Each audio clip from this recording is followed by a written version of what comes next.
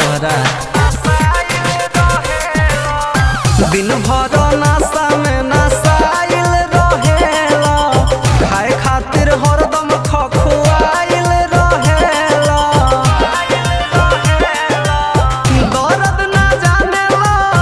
तिले तिले मांगेला तोहरा के माना कबो कइनी होगा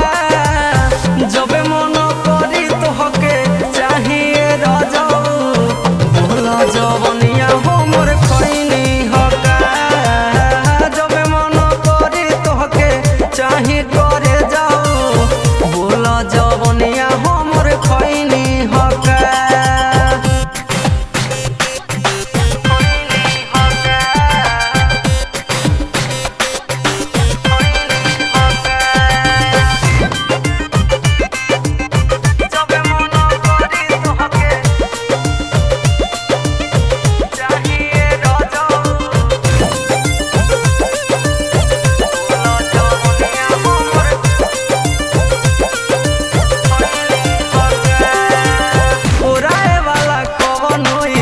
चीज ना हर जाओ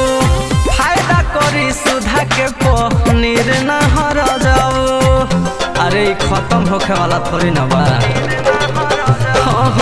उड़ाए वाला कवन चीज ना हर जाओ फायदा करी सुधा के पनीर ना हर जाओ बुझला आधी राती आवेला ओहिला जगावेला गारी बात तोहके सुनैनी होगा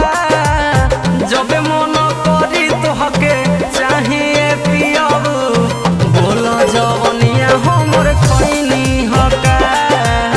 जब मन करी तोहके चाहिए भतरू बोला जवनिया हमर खइनी होगा